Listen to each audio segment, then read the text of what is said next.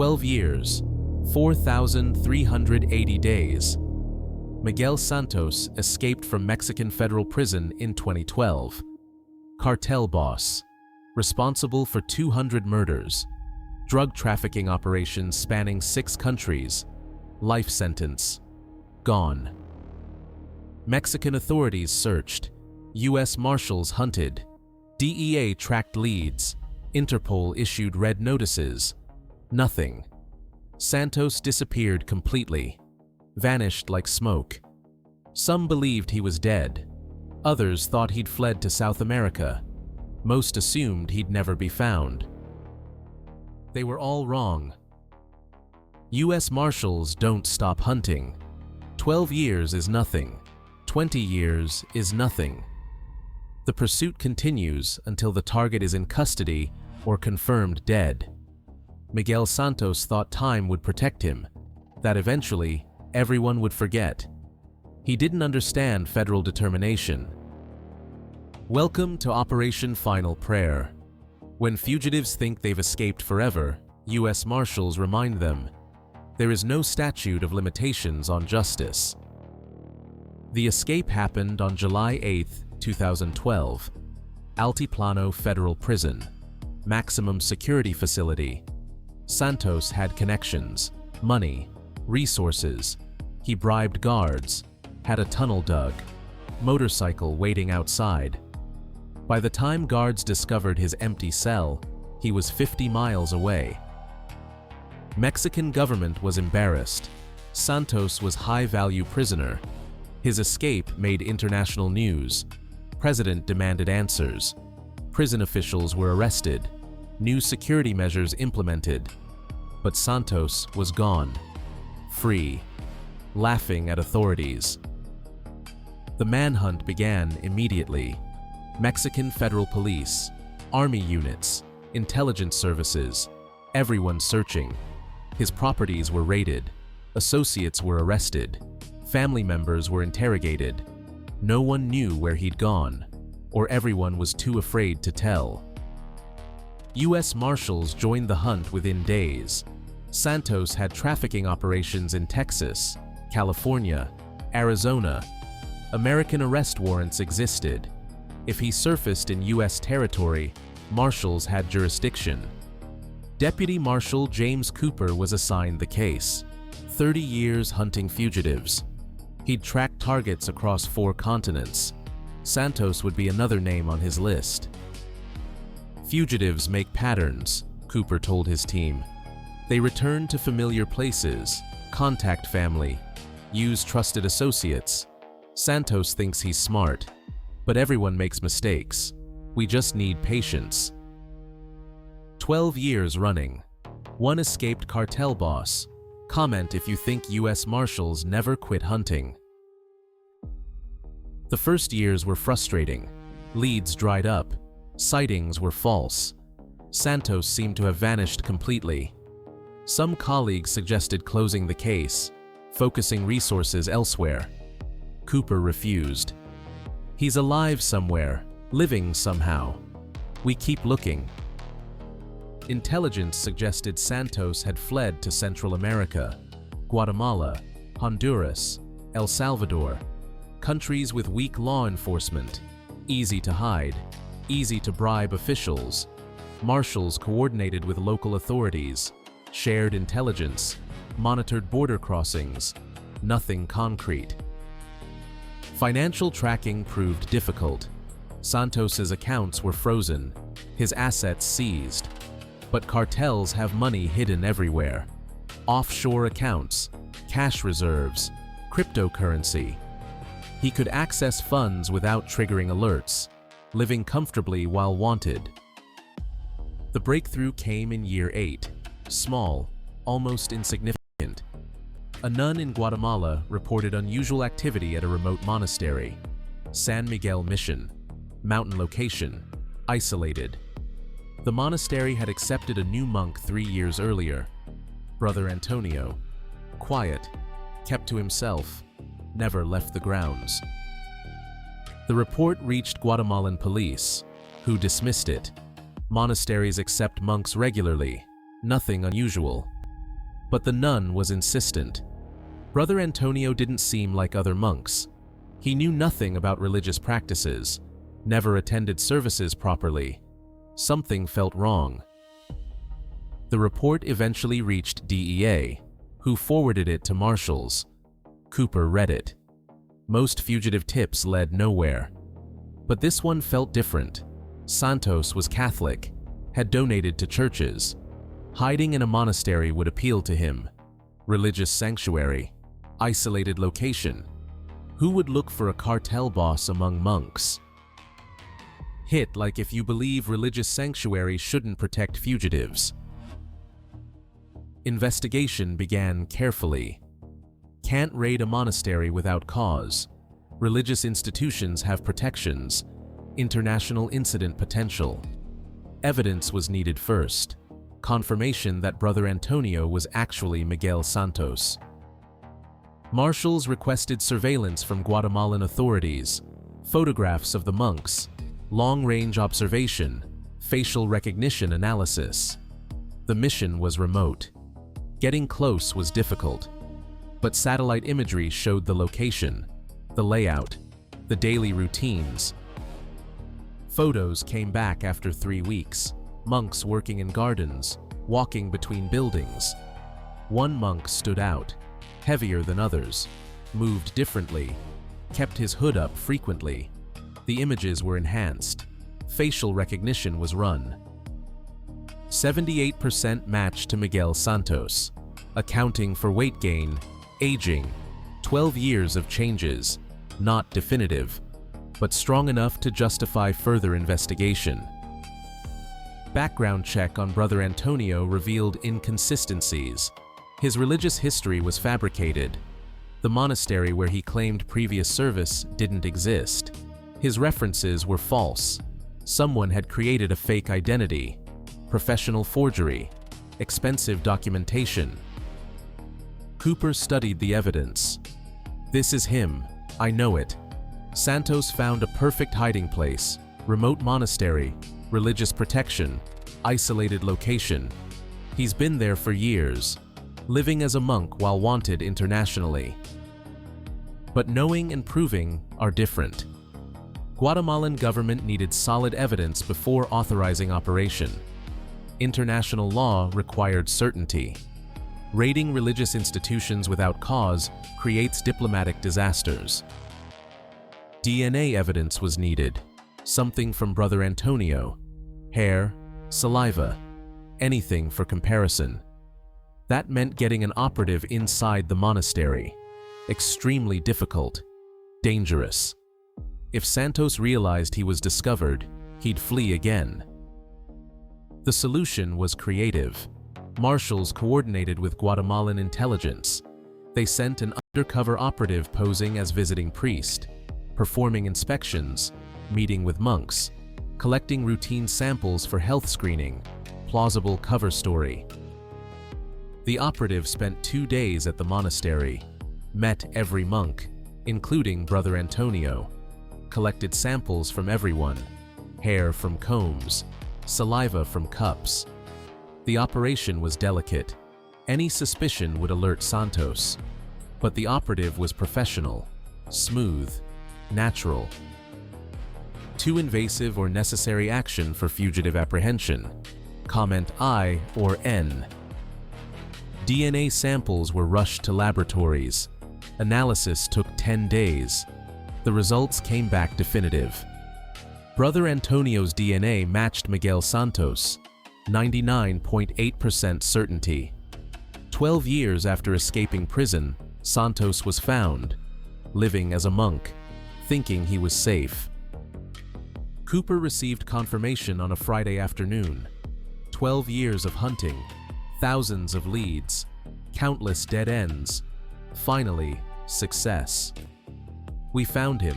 After all this time, he's in Guatemala, hiding in a monastery. Time to bring him home. Coordination with Guatemalan government began immediately. Extradition request filed, arrest warrant prepared, tactical planning initiated. The monastery operation required careful execution.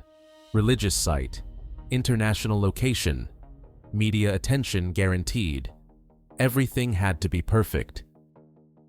Guatemalan special forces would conduct the arrest.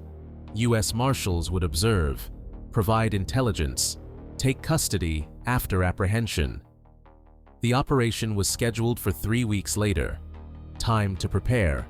Time to ensure no leaks. Santos couldn't know federal power was coming.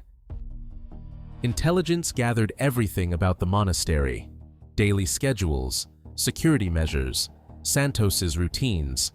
He attended morning prayers, worked in the gardens, ate with other monks, seemingly living authentic monastic life. But he was fugitive, murderer, drug trafficker. The robes didn't change reality. The tactical plan was straightforward. Dawn raid, surround the monastery, secure all monks, identify and arrest Santos, extract him immediately, minimize disruption, respect the religious site, but accomplish the mission absolutely. Guatemalan authorities kept the operation secret. No leaks to media, no notification to local police, complete information security. One leak meant Santos would flee. 12 years of work would be wasted. Another decade of hunting would begin. Which hiding place is most effective for fugitives? A. Remote monastery. B. Foreign country. C. Changed identity. January 27th. The operation launched. 4 a.m. Guatemalan special forces surrounded the monastery. 30 operators, helicopters overhead, all exits blocked. The mission was remote, but federal power reached everywhere. At 5 a.m., teams moved in. Guatemalan National Police, everyone remain calm. The monks were woken, confused, frightened, armed operators in a peaceful monastery. The contrast was jarring. Brother Antonio was in his cell, sleeping. The door opened. Flashlights, weapons, commands in Spanish. "Get up, hands where we can see them." He complied, hands raised, eyes adjusting to light, calculating options. "Are you Miguel Santos?" asked the team leader. Brother Antonio shook his head. "No, I am Brother Antonio. There's been a mistake. We have DNA evidence. We know who you are. Miguel Santos, you're under arrest for escape from custody and international drug trafficking." Santos's shoulders slumped. 12 years of hiding, over in seconds. "I want to speak to Mexican embassy." "You'll get that opportunity after transfer to custody." He was handcuffed, led outside. Other monks watched, shocked. They'd lived with a fugitive for years, never knowing. Santos had fooled them completely. The quiet monk was international criminal.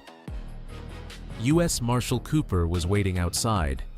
First time seeing Santos in person after 12 years of hunting. "Mr. Santos, I'm Deputy U.S. Marshal Cooper. I've been looking for you for a very long time." Santos said nothing. What could he say? He'd been caught. The monastery hadn't protected him. The isolation hadn't hidden him. Federal determination had found him eventually. The extraction was quick. Helicopter to Guatemala City, then military transport to Mexico. Mexican authorities had first claim. He escaped from their prison. They wanted him back. Extradition to U.S. would follow. But Mexico came first. If you believe escaped prisoners should face additional life sentences, type SWAT power. Mexican media coverage was massive. Santos captured after 12 years, found hiding as monk.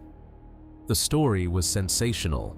Escaped cartel boss living religious life, photos of him in monk robes. The irony was obvious. Man responsible for hundreds of deaths seeking sanctuary in monastery. Mexican government celebrated the capture. President praised cooperation with U.S. Marshals and Guatemalan authorities. The escape had embarrassed them 12 years earlier. The capture restored some credibility.